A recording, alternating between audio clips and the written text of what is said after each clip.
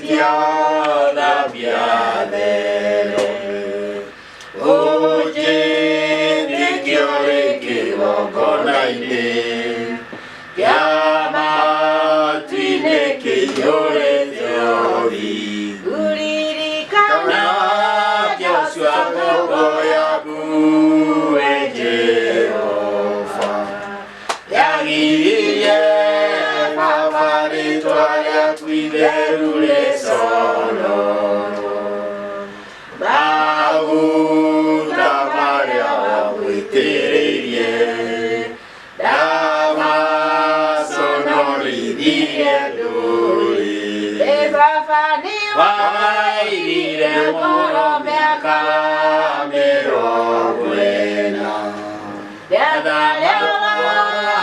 Tire misiro que manina Diga para carariga nero Neme yamai todo aturi Diwa kujero bagai wainai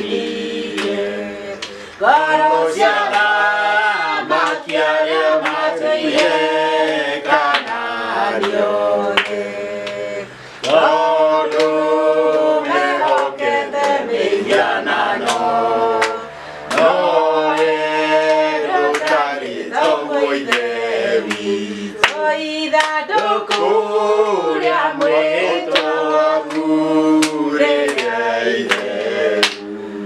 Yorodani Aronire Kyora Nyoruayo Ege Yoro Keria Jericho Adu como Guayare Kiuna Gai Koro Kera Toro Siadulio de Natsuia Nana Kena Nasa Nasa Ega Ira Kimo Mile Bayone Agire Kani Oya Kuye Yo Hati Akuye Ofagai Wainai Osiara Makia Matuye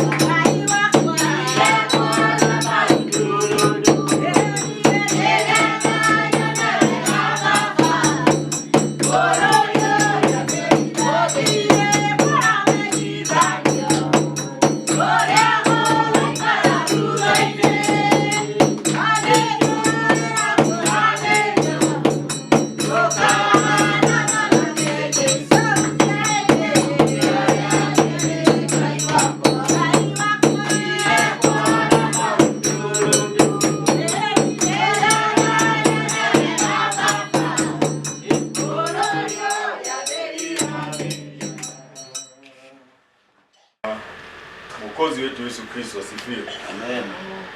Ni siku nyingine njema Bwana ametupa, tuangalie neno lake, tusikie kuhusu ukuhani wake. Tumekuwa tukiongea mambo ya Torati ilikuwa hapo ya Musa, na baada ya Torati ya Musa Yesu Kristo akakuja na akasema kuna mtu mmoja aliitwa Yohana Mbatizaji ambaye alikuja kusimamisha na kumaliza mambo hayo ya Musa, Torati ya Musa na ukuhani huo na agano hilo, kwa sababu Yesu Kristo mwenyewe alikuja akiwa na agano ambalo tunaambiwa lilikuwa agano bora zaidi. Katika Yesu Kristo kuna agano bora zaidi, na leo tunasoma kitu kinaitwa ameketi.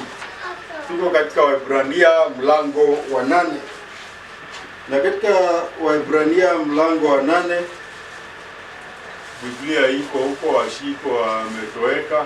Nani atusomea ama ameenda kuchukua Biblia? Tunaambiwa kuhusu kitu kinaitwa hema.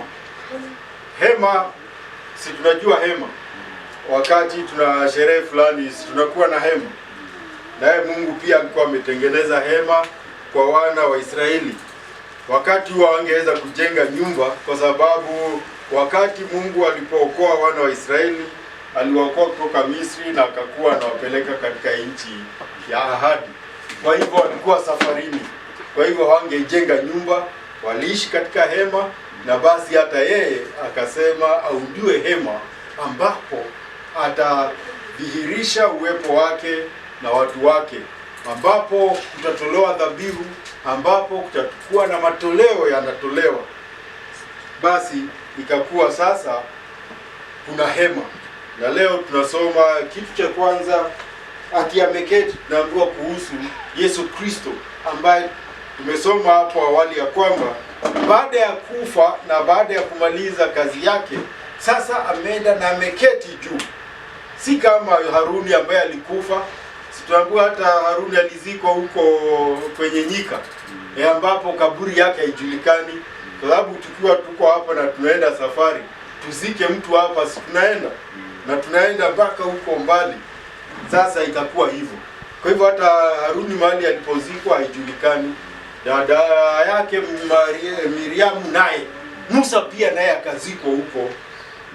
Lakini sasa tunaambiwa kuna kuhani ambaye ni kuhani, ni nabii, ni mjumbe, kama tukimwita nabii, mjumbe wa Bwana Mungu, ambaye sasa yeye mpaka sasa yuko hai na ameketi mahali, ameketi chini kama vile ambavyo tumeketi katika viti.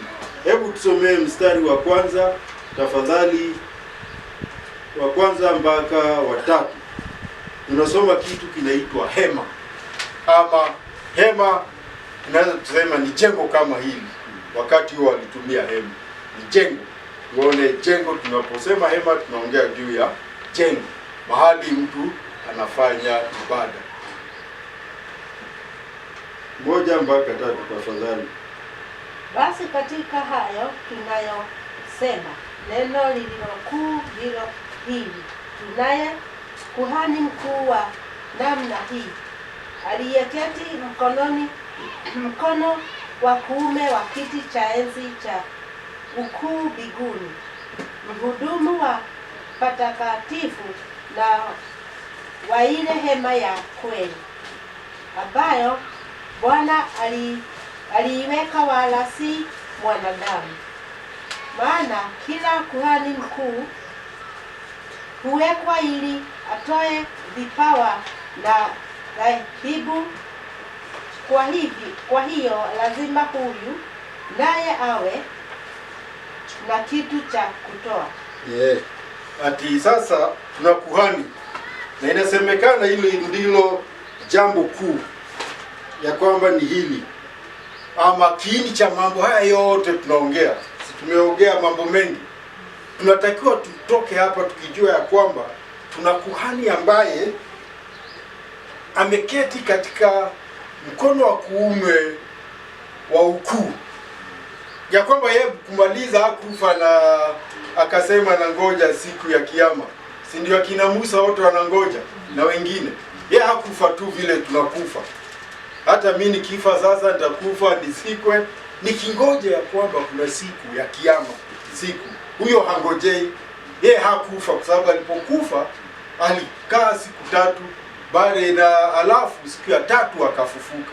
Na alipofufuka tunaambiwa hata akatoa ujumbe ya kwamba nitarudi, lakini kwanza niende mbele za Baba, nipeleke dhabihu, tumalizane na Baba, nilipe deni ili watu wawe hawana deni.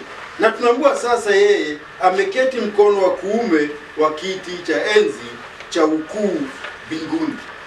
Yeye hata kaburi lake nasikia liko mahali wanasema ndipo alikuwa amezikwa, lakini hilo kaburi, lakini wengine wote akina Musa sasa ukienda mahali alizikwa, ijapokuwa tunaambiwa haijulikani, lakini si kuna mahali alizikwa na kuna mahali mifupa yake ilibaki. Huyu hakuna kitu aliwacha. Kwa nini? Kwa sababu hakuwa wa huku. Yeye alikuja akavua utu wetu akaishi kama sisi, na baada ya kumaliza huduma yake sasa ameketi, na tunaambiwa yeye ni mhudumu wa patakatifu na wa hema ya kweli, ya kwamba kuna hema ya kweli na ambayo isiyo ya kweli. Ile ilikuwa hapa mbeleni haikuwa ya kweli, hiyo ilikuwa tu mfano, lakini kuna hema ya kweli ambayo iko mbinguni ambapo Mungu anaishi. Kwa sababu kama hema ni ya Mungu na ni ya kutoa ibada kwa Mungu, si lazima iwe mahali Mungu anaishi, lakini hapa chini ikakuwa ni mfano tu. Na ndio tunaambiwa ya kwamba kila kuhani aliteuliwa ili atoe sadaka na dhabihu. Hayo ambayo tumesomewa yanaitwa matoleo, ya kwamba awe anasimama, anakuja hapa, anatoa dhabihu, anatoa matoleo ya watu, na akitoa inasemekana Mungu amepokea. Lakini tunajua haya matoleo vile alikuwa anafanywa, mengine alikuwa yanateketekezwa, ya dhambi si alikuwa yanateketekezwa, na mengine wanakula wenyewe makuhani. Si kila nyama ile wamepelekewa ilikuwa inachomwa. Kulikuwa ingine inaitwa matoleo ambayo walikuwa wanakula. Na tukasoma ya kwamba huyo kuhani alikuwa na udhaifu wa kibinadamu. Si tulisoma habari ya Hofni na kaka yake aliitwa nani? Hofni na nani? Wale wana wa Samueli. Hati yao walikuwa walafi sana, ya kwamba hata ni kama walikuwa na ngoja hizo nyama zije. Hata wakati zinachemshwa kabla ziandaliwe, wanakuwa wanachovya ndoano, wanazing'oa. Ukijaribu anakuambia wewe unileta hiyo nyama nikule, kama si hivyo nitakunyang'anya, kwa sababu walikuwa walafi. Lakini huyu hakuenda na dhabihu kama hiyo. Dhabihu yake ilikuwa yeye mwenyewe kufa msalabani, na ikatosha. Amen. Basi tunaambiwa ya kwamba hawa walitoa kulingana na Torati. Ilikuwa imesema hawa tu ndio ambao wangeweza kutoa. Lakini tumesikia kitu muhimu hapo, ya kwamba hema sasa yule yuko anatoa kwenye hema ya kweli, makao ya kweli ya Bwana Mungu ambayo tunajua yako mbinguni. Sio tumefundishwa tangu tukiwa watoto ati tutaenda mbinguni kwa Mungu. Sasa hiyo mbinguni ndipo yeye yuko sasa. Yeye yuko hapa duniani. Kwa hivyo hatutegemei mtu yuko hapa ama mtu yuko Nairobi ambaye mimi nitaenda ndio aniombee apeleke mambo yangu kwa Mungu.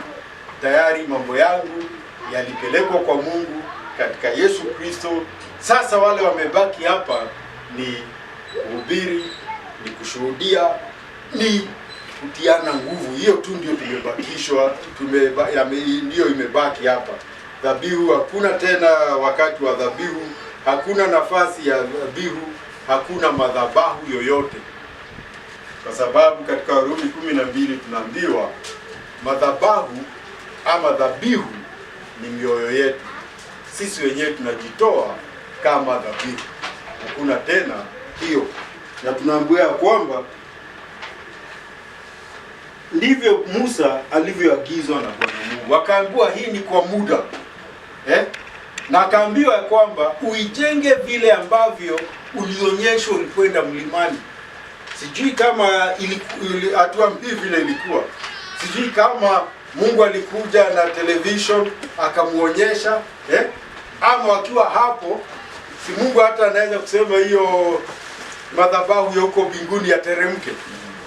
Sijui tujui, lakini aliambiwa unaona, huo ndio uende ujenge hema namna hii ambao ni mfano. Lakini sasa huyu ameenda kwenye hema yenyewe, yuko mbele za Mungu mwenyewe, si hapa duniani. Na tunaambiwa kwa sababu hiyo ilikuwa ya mbinguni. Sasa tuna huyo kuhani ambaye anashughulikia mambo ya mbinguni, akiwa mbinguni, hayuko tena hapa. Na tunaambiwa hivyo ya kwamba kutoa hivyo mfano wa mbinguni na sisi tuko hapa, ina maana ya kwamba anaandaa kitu bora zaidi, ambapo dhabihu itatolewa tukiwa hapa duniani, itatolewa kwenye hema hiyo. Tumeambiwa yeye alienda kwenye hema ya kweli, ile ya mbinguni, ama madhabahu yale yako mbinguni. Yeye Yesu Kristo alienda huko kwa sababu yetu. Kwa hivyo ina maana kama alienda kwa sababu yetu, sisi tumefunguliwa hata sisi kwenda huko. Ametulipia deni, amelipa ile bei ama faini ambayo ilikuwa iko hapo ya kulipwa, ili tufunguliwe kwenda mbele za Mungu. Kwa hivyo tunajua hapo, tunaambiwa ilikuwa na maana ya kwamba anatayarisha kubadilisha, na hayo ndio mabadiliko ambayo hawa Waibrania wanakumbushwa. Mabadiliko tayari yamefanywa, deni tayari imelipwa. Sababu tunaambiwa ya kwamba ilikuwa mfano, Yesu amepata huduma iliyo bora zaidi, si kama Haruni vile alituhudumu na baadaye akaambiwa utaenda nchi ya ahadi kwa sababu uliasi. Ilikuwa huyu, yeye alikuwa mwaminifu, akafanya kazi yake. Kwa hivyo yeye hakufa, yeye alikuja, na yeye sasa amekuwa mpatanishi wa agano bora zaidi. Siku ya leo hatuongei mambo ya agano la ya Musa. Hapana, hatuongei mambo ya kutoka Misri tukiwa jangwani. Hapana, sisi tunaongea mambo ya mbinguni. Si tunaimba huo wimbo ya kwamba Zayuni, nina hakika mtafika huko, si ndio? Mtafika. Kwa nini? Sio mimi, ni ya kwamba nimelipiwa na niko huru. Ni wajibu wangu sasa na mimi nijikaze vile nitaweza kujikaza, ili mwishowe niweze kufika. Amen. Kwa sababu tumeambiwa yeye ni mpatanisho wa agano bora zaidi, lililobuniwa juu ya ahadi bora zaidi. Hawa walijua tu ni hapa duniani, ukikufa stori yako imekwisha. Lakini hapa tunaambiwa ahadi ni bora zaidi. Kuna mahali Musa aliwaambia atawapeleka mbinguni? Hapana. Lakini Yesu Kristo alisema naenda kufanya nini? Kuandalia makao, ili nilipo na nyinyi muwe. Kwa hivyo unaona ahadi yake ni bora zaidi, ya kwamba mimi nimehakikishiwa nikitoka hapa kuna mahali wananingoja, nimeandaliwa, na nitasimama na nitakaa pamoja na Bwana Mungu, kama vile tumeimba kwamba hati hapa huko kuna bustani mzuri sana ambapo tutaenda kufurahia. Tukaimba ya kwamba hata kuna lile tunda la moyo ambalo tutakula, ya kwamba sasa itakuwa ni maisha bora zaidi. Wewe fikiri hata leo mahali ukiulizwa ungetaka kuishi aje, wadani, ukiulizwa ungetaka kuishi aje, ungetaka nyumba inafananaje, ina vyumba vya kulala, ina jiko inafananaje, ina bafu, ina choo inafananaje, si ndio? Wewe ukifikiri hiyo yote, fikiri ya kwamba ile inangoja haifananishwi. Hata uwezi ukalinganisha. Hata tukifika mbinguni tunashangaa. Sinakumbuka mtu anaitwa nabii anaitwa Isaya, alinyakuliwa akajikuta mbele ya huko mbinguni. Hata aliposikia na alipoona alisema, "Ai, hapana, mimi nimekwisha. kwa sababu mimi hata midomo yangu ni michafu, hata naishi na watu wachafu, sistahili. Lakini malaika akakuja akamwambia, sasa mambo yako yamesamehewa. Hiyo ndiyo ambayo Yesu Kristo alikuwa anaahidi, na ndio hata kwa mwizi akamwambia, leo mimi na wewe tutakutana huko paradiso, si ndio? Mimi leo, si ati kesho ama kesho kutwa, leo mimi na wewe, kwa sababu alimwambia, wewe ukifia kwenye ufalme wako ufanye nini? Unikumbuke. Na hiyo hebu iwe saa yote, katika hali yote tuwe tukimkumbusha Mungu, ninasubiri ufalme wako, nisaidie, nipe nguvu, nikaze mwendo ili nifike huko. Amen. Katika Isaya 43:14 inasema, msiyakumbuke mambo ya kwanza, wala msiyatafakari mambo ya zamani.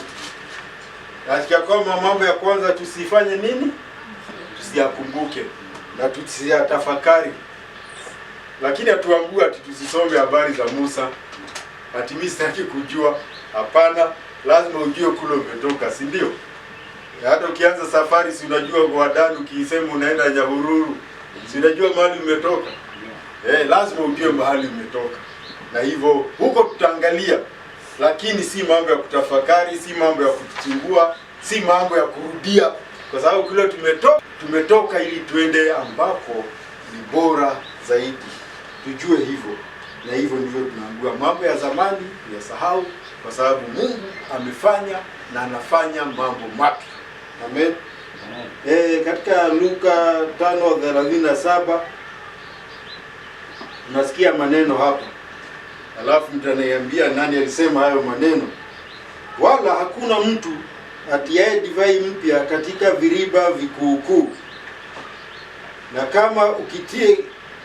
Na kama ukitia ile divai mpya, itavipasua vile viriba. Divai yenyewe itamwagika na viriba vitaharibika. Nani alisema maneno hayo?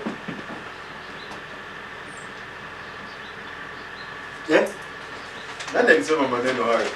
Wadana, hata wewe ujui. Ni Bwana na Mwokozi wetu Yesu Kristo. Kwa sababu alikutana na watu wanampinga, wanamwambia sijui nini, anamwambia hapana, muelewe mimi ni nani na nimekuja kuleta mambo mapya. Kwa hivyo akasema, hayo mambo mlikuwa mnafanya na ambayo mpaka sasa mnafanya yanapitwa hivi karibuni na wakati. Tunamkumbuka Yesu Kristo akizungumza na mwanamke Msamaria. Akamwambia, ndio nyinyi mnasema mnaenda kwa mlima mnaomba wa Samaria, ati na sisi Wayahudi tunaenda Yerusalemu. Lakini wakati utapita sasa, hakuna kwenda Yerusalemu, hakuna kwenda kwa mlima, lakini Mungu yeye anatamani ambao watamuomba katika haki na katika kweli. Katika moyo, katika nafsi, katika moyo na katika kweli. Hivyo ndivyo tunaambiwa. Sasa ndiyo sababu ameketi. Sasa si atufanyie dhabihu imekwisha. Sasa ni atusaidie, sasa ni atutetee, kwa sababu sasa amekaa hapo kwenye ukuu wa mbinguni. Amen. Waebrania 7:12 tunaambiwa kitu kinaitwa kasoro. Tunajua kasoro. Nakumbuka wakati tukiwa vijana, tulikuwa ungeitwa na mtu, wewe ni nyani kasoro. Deva amkuambiana hivyo, kasoro mkia. Ati wewe ni nyani kasoro mkia. Ungeitwa hivyo, ati wewe tu ni mkia tu una, lakini tabia zako ni za nyani. Sasa tunaambiwa hapa kuna kasoro fulani.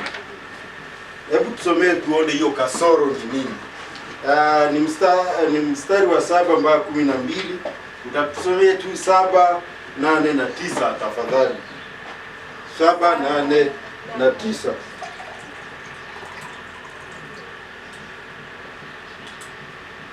Maana kama lile la kwanza lingalikuwa halina upungufu, nafasi zingalitafutwa kwa lile la pili.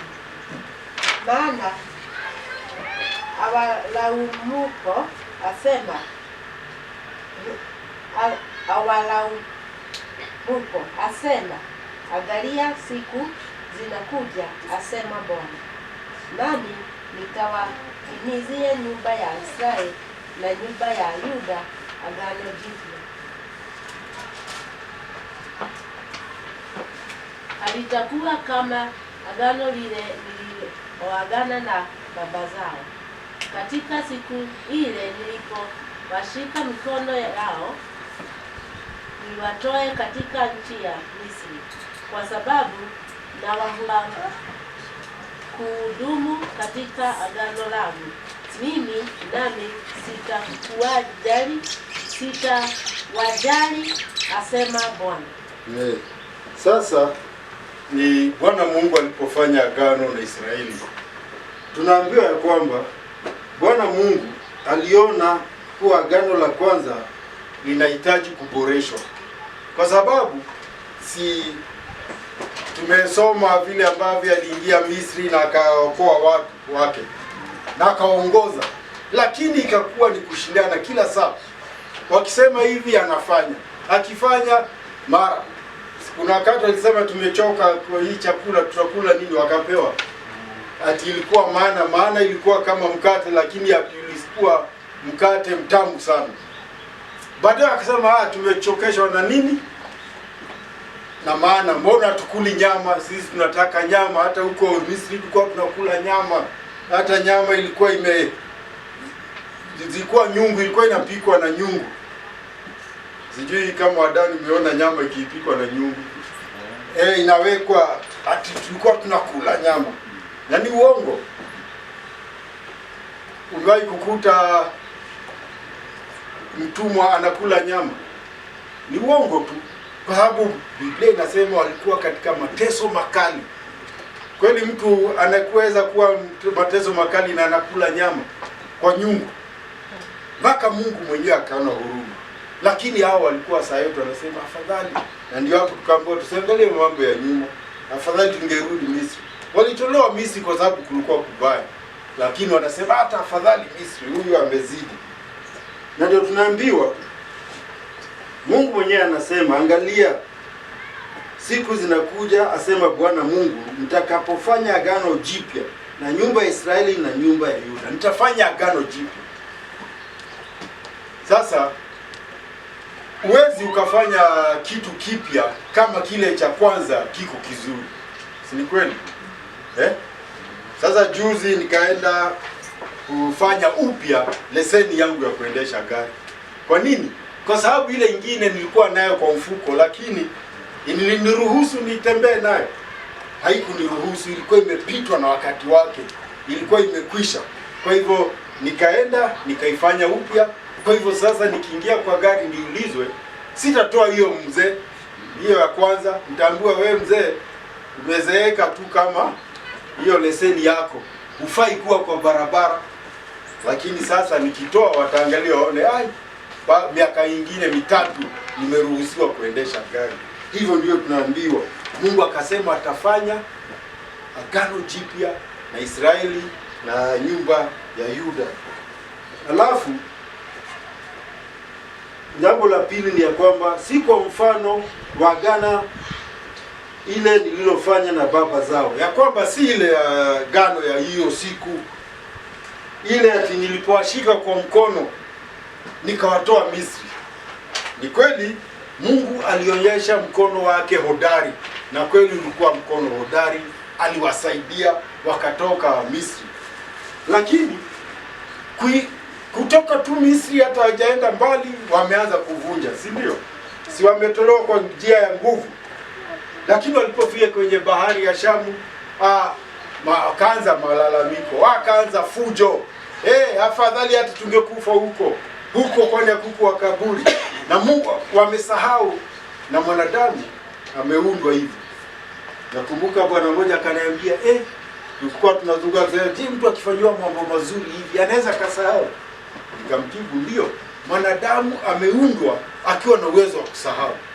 Si hata wewe unajua mtu ambaye mlikuwa urafiki wa ajabu, na siku hizi hata ukimpigia simu hataki habari zako, na hukumkosea.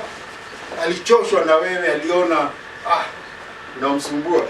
Hasa kama watu wakipata pesa, utakuta kama ulikuwa mtu mnatafuta pesa yeye apate, wengine hata kukumbuka, atakusahau. Hata kama ulimsaidia atasahau. Sasa walikuwa hivyo, ya kwamba wamepewa agano na Mungu awaongoze, lakini na Mungu mwenyewe ameonea huruma akawakomboa kutoka Misri, lakini baadaye hawana haja na Mungu. Hata afadhali turudi huko tulikuwa tunakula nyama, tulikuwa tunakula vitunguu, tulikuwa tunakula vizuri. Jambo la tatu, ya kwamba bali agano hili ndilo nitakayofanya na nyumba ya Israeli baada ya siku zile, asema Bwana Mungu, nitatia sheria yangu ndani yao na katika mioyo yao nitaiandika, nami nitakuwa Bwana Mungu wao, nao watakuwa watu wangu.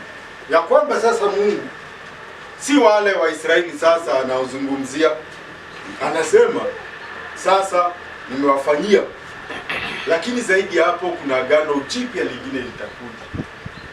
Na sasa ni wale ambao watakubali sheria zangu ziwaongoze. Sasa si ukoo wako ati wewe ni Mwisraeli, kwa hivyo una nafasi yako mzuri ya kuwa na Mungu na kuenda na Mungu. Akasema yule ambaye ataamini.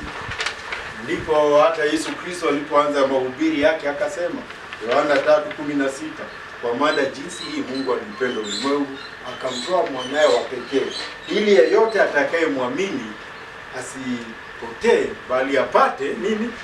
Uzima wa milele. Kwa hivyo ni mtu yeyote, si Mwisraeli yeyote. Sasa ndio tunaambiwa hayo ndio, na hiyo ndio ilikuwa mpango wa Mungu tangu awali alipomwita Ibrahimu, kwa sababu aliambia Ibrahimu, kupitia uzao wako wewe Ibrahimu, mataifa yote ya dunia yatabarikiwa. Kwa hivyo sisi si Waisraeli, lakini mbele za Mungu anatuona tukiwa watu wake. Ya nne, tunaambiwa hivi, wala hatamfundisha kila mtu jirani yake na mtu ndugu yake, wakisema, mjue Bwana Mungu, kwa maana watanijua wote, tangu mtu aliye mdogo miongoni mwao hata aliye mkubwa.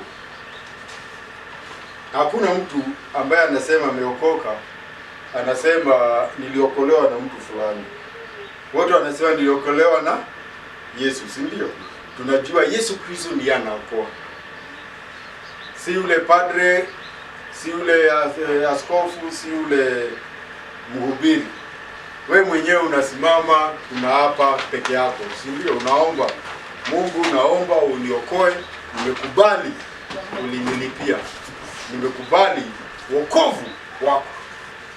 Hivyo ndivyo Mungu alikuwa anangojea, kwa sababu amejaribu na watu wake, lakini watu wake wamemkataa. Na hiyo haijabadilika mpaka leo.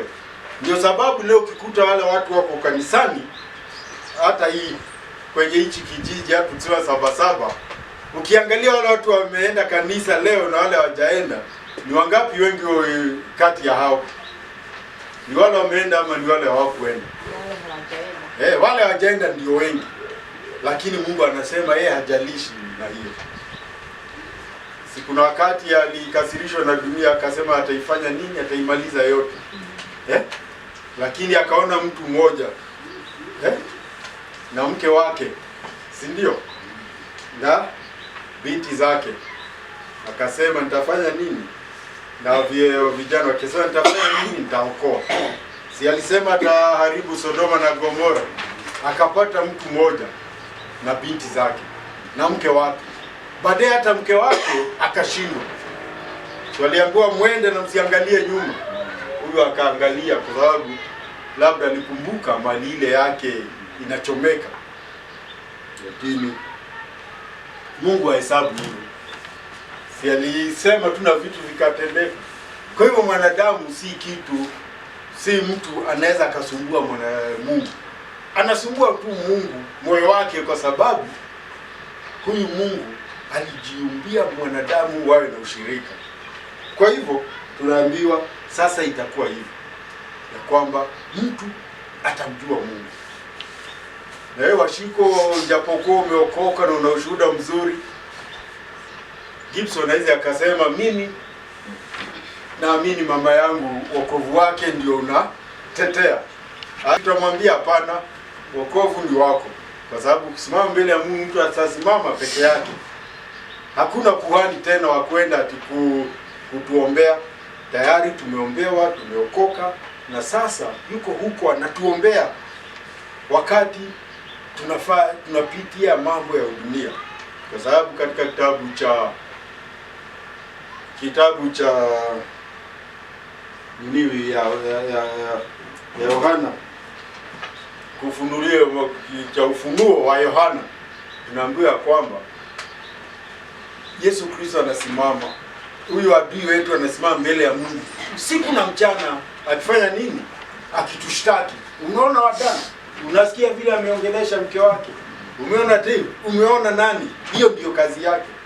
Lakini Yesu na yeye yuko hapo kututetea. Anasema hapana, huyo ni wangu, achana naye.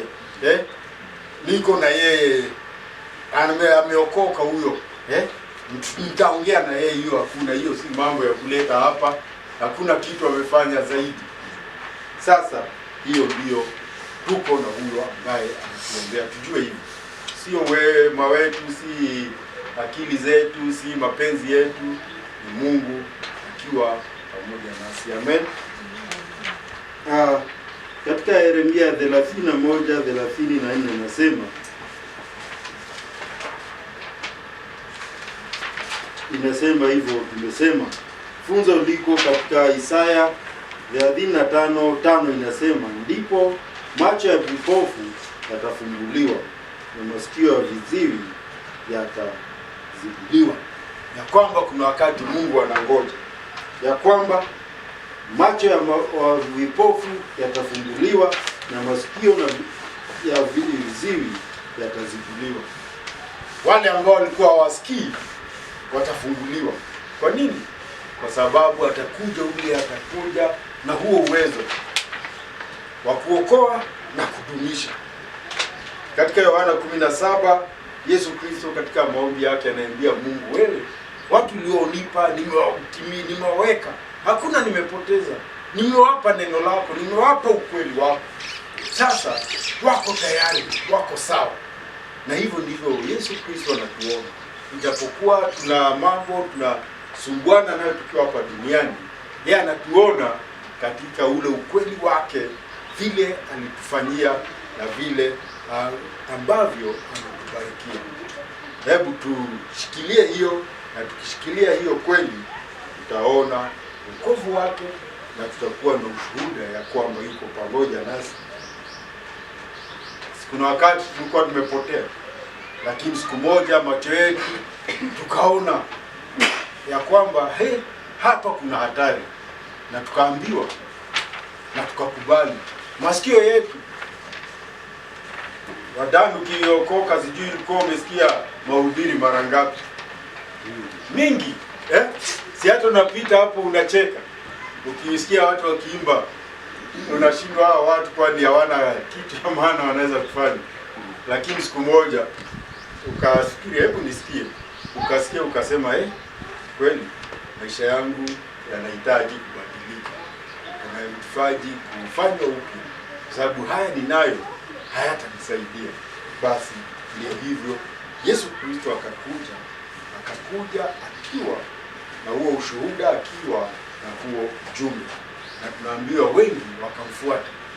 Hata ikafika mahali watu ni wengi sana wanamfuata, mpaka wale viongozi wa dini wakaanza kusumbuka, huyu mtu sasa akiendelea hivi si kazi yetu imekwisha. Basi wakampangia njama. Luka 7:22 ndipo alipojibu akawaambia, nendeni mkamweleze Yohana hayo mlioyaona na kuyasikia. Vipofu wanapata kuona, viwete wanatembea, wenye ukoma wanatakasika, viziwi wanasikia, wafu wanafufuliwa, maskini wanahudumiwa. Yesu Kristo alifufua watu wangapi Washiko? Wewe ulituambia watu wangapi? Alifufua watu wangapi Yesu Kristo? Watatu. Moja, Lazaro. Mwingine binti wa Yairo. Watatu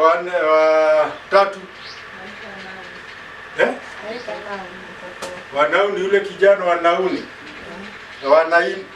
Naini, kulikuwa kunaitwa Naini. Na mwingine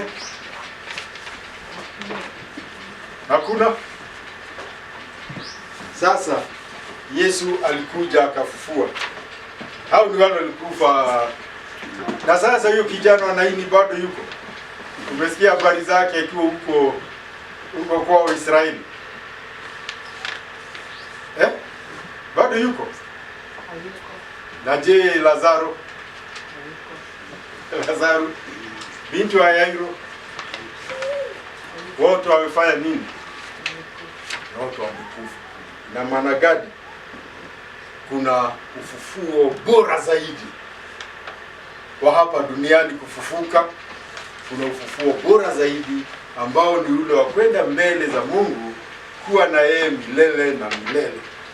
Na huo ndio ufufuo ambao unatushikilia.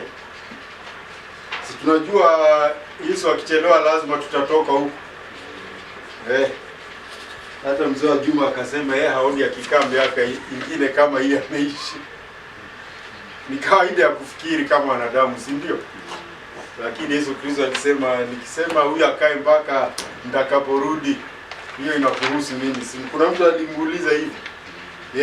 Ya kwamba ile muhimu si hapa duniani, ni vile ambavyo tukimaliza hapa duniani tutamaliza tukiwa aje, na tutapokelewa na Mungu tukiwa aje, na mazungumzo yale tutakuwa na Mungu yatakuwa mazungumzo ina gani. Hiyo ndio muhimu. Sababu hapa wote leo tuko hai, kesho tunasikia mtu ameenda, na akienda ameenda kabisa, si ndio? Hata rudi. Basi tujue kuna ufufuo bora zaidi ambao alikuja kuhubiria watu na kuwahidia watu, na hata kuna mahali ambapo wanaenda. Wengine hakuna mahali ya kutarudi, hata akiwa amevaa, nisiona yale mavazi maridadi alikuwa anavaa. Hata hayo angekuambia zaidi ya hayo. Waibrania 8:13. Tusome 13 tu kumalizie hapo.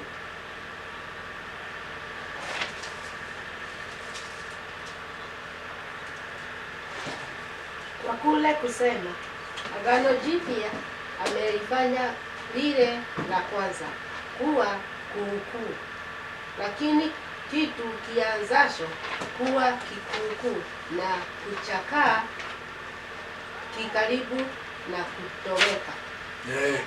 Sasa jambo la tatu ambalo tunasoma ni hilo neno linaitwa kutoweka. Tumesoma mambo matatu. Kwanza kulikuwa hema, tukaambiwa kulikuwa hema ya hapa na kuna hema ingine ya juu. Tukaambiwa kasoro, kulikuwa na kasoro, na tumeona kasoro mahali ilikuwa. Sasa tunaambiwa kitu kinaitwa kutoweka. Kutoweka ni kufanya nini kwa Kikuyu? Ni wa Kikuyu. Mtu akitoweka anasema alifanya nini? Na Kikuyu nione kama mnaelewa kutoweka ni nini.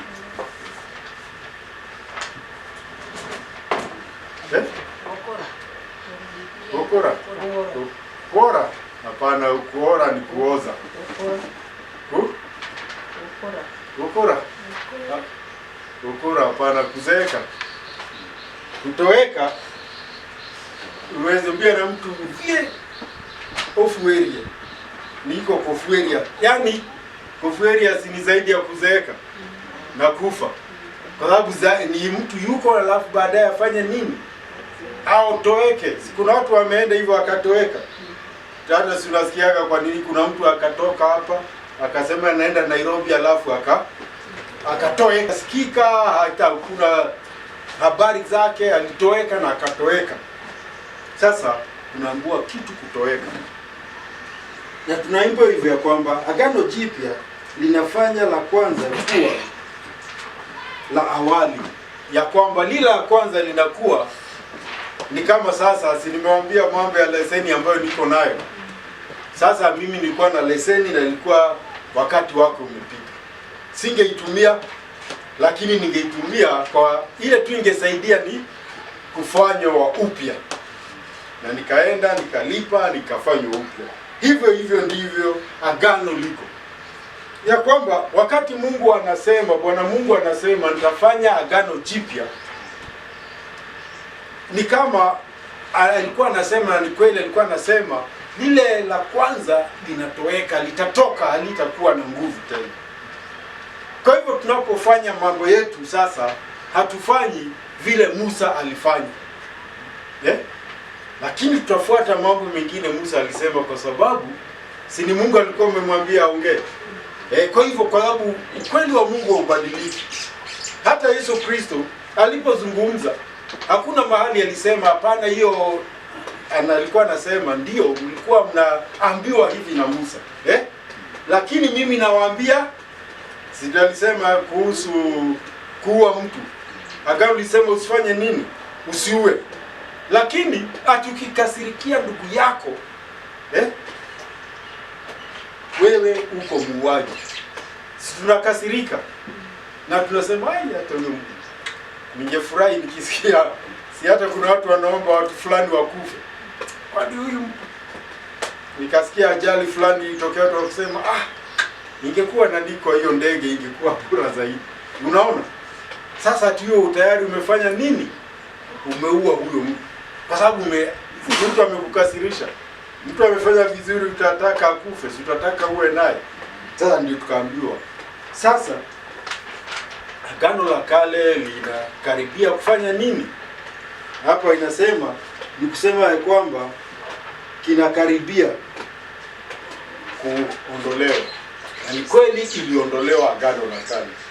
Na Yesu Kristo tayari alikuwa ametangaza wakati kuna nabii aliyeitwa Yohana Mbatizaji alipotumwa wanafunzi waulize, je, ni yeye ama wangoje?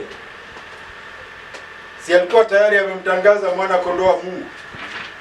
Na akasema kweli mimi hata huyu mtu sikumjua. Na ni ajabu au kumjua, kwa sababu Yohana Mbatizaji alitoka kwa mapema sana. Si yeye walikuwa na Yesu alikuwa mama zao ni nini? Mama zao alikuwa dada, si ndio? Kwa hivyo walikuwa ni wa ukoo wake. Lakini anasema hata mimi sikumjua. Lakini niliona Roho ameshuka, Mtakatifu ameshuka juu yake. Kwa hivyo mimi sikumjua, ndio nikamuita mwana kondoo wa Mungu, niye huyu. Kwa hivyo akiongea akasema siku zinakuja, akaambia mwanamke Msamaria. Hata watu wakalikuwa nawaambia, mimi nakuja na naenda, na kule naenda hamwezi kuja. Wanashangaa, huyu mtu sasa anaenda wapi? Ama atahama huku. Wengine wakafikiri atahama Israeli aende nchi zingine za kigeni, atahama Kenya aende Uganda. Si hata mimi nikitaka naweza nikahama na niende Uganda, ama niende Burundi nikae huko. Akasema hapana, mahali mimi naenda nyie hamwezi kuja. Na msiponiamini mtakufa mkiwa katika dhambi zenu, lakini mkiniamini mtakufa mkiwa na tumaini. Sasa ndio hivyo anasema kutoweka, ya kwamba agano la kale lilikuwa linakaribia kutoweka, na akalifutilia alipokuwa msiku. Kwanza kabla ya kufa akasema hili ni agano jipya, akatangaza agano lake. Alikuwa bado hajalipa deni, lakini akasema wakati mnasikia nimelipa deni, mjue agano lipya limefanya nini? Limefika. Ndipo hata wakati Mariamu alikuwa ameenda kaburini, akaambiwa bado sijafika huko juu, wacha niende, lakini nitarudi nikienda kwa Baba. Sijaenda kwa Baba. Si akaenda na akatoa dhabihu ile yake, na tunaambiwa alitoa dhabihu iliyokuwa bora zaidi hata kuliko dhabihu ya Abili. Si Abili alitoa dhabihu nzuri, lakini hata zaidi ya hiyo alitoa dhabihu nzuri, kwa sababu yeye alitoa damu yake na hiyo damu ndiyo ambayo tunashikilia siku ya leo, na hiyo damu katika mambo yote inatosha. Ina maana gani? Agano la kale lilikuwa linakaribia, na alipokuwa karibu kufa msalabani akasema mambo yote yamefanya nini? Yamekamilika. Nimekamilisha mambo yamekwisha, hakuna jambo lingine tena la dhabihu. Na ukatokea ishara wakati alipokufa hivyo hivyo mara moja ambako alikuwa, ukatokea ishara kwenye hekalu, pazia likapasuka. Tunaambiwa hata makaburi yakatoa watu ambao walikuwa hapo. Ina maana gani? Alikuja na akamaliza, sasa ameleta agano jipya. Hebu basi tushikilie hilo agano jipya. Tukisoma mambo ya Musa tunaangalia kule tulikuwa, lakini kule tuko sasa ni kwa Yesu Kristo, agano lake, na katika mambo yote damu yake inatosha. Amen. Tukishikilia hiyo damu utafika salama, kwa sababu ametulipia deni yote, hatuna deni, tuko huru. Amen. Amen. Basi nimalize tu kwa neno la kutafakari. Waibrania 8:1 inasema, basi kasema neno lililo kuu ndilo hili, unaye kuhani mkuu wa namna hii, aliyeketi mkono wa kuume wa kiti cha enzi cha ukuu mbinguni. Yeye fika hakufa, saa hii yuko mbinguni akiendelea na kazi yake ya kututetea sisi, ya kusimama pamoja nasi katika yote ambayo tunayapitia. Amen. Wazo kuu ni Waibrania 8:2 inasema, mhudumu wa patakatifu, yaani Yesu Kristo ni mhudumu wa patakatifu wa ile hema ya kweli ambayo Bwana Mungu aliweka, wala si mwanadamu. Kuna yeye ni mhudumu wa hema kuu, hema ya kweli. Yeye anahudumu pale katika madhabahu ya mbinguni, si hapa chini. Dhabihu ilitolewa na hiyo ikafungwa. Sasa yuko huko kwenye kiti cha ukuu akitutetea, akisimama pamoja nasi, akitusaidia. Amen. Na tukumbuke tuliambiwa huyo akitusaidia, yeye hana udhaifu kama ule wa Haruni. Haruni akipeleka dhabihu alikuwa anatoa yake pia, kwa sababu alikuwa na yeye na dhambi. Kwa hiyo tukaambiwa hizo dhabihu zilikuwa zinakumbusha watu dhambi, badala ya kuwafutia dhambi na kuwafutia nguvu za dhambi. Yesu Kristo alivunja nguvu za dhambi. Na sala ya Ibrania 8:6 inasema, lakini sasa amepata huduma iliyo bora zaidi, kwa kadiri alivyo mjumbe wa agano lililo bora, lililoamriwa juu ya ahadi zilizo bora. Tujue tunapoomba ya kwamba ni mjumbe wa agano lililo bora zaidi. Bora, agano letu ni bora zaidi, na pia ahadi ni bora zaidi, kwa sababu ahadi ni za uzima wa milele pamoja na Mungu Baba, pamoja na Mungu Mwana, Roho Mtakatifu, ukifurahia kuwa katika uwepo wa Mungu. Amen. Yehova Bwana Mungu wetu awabariki. Amen.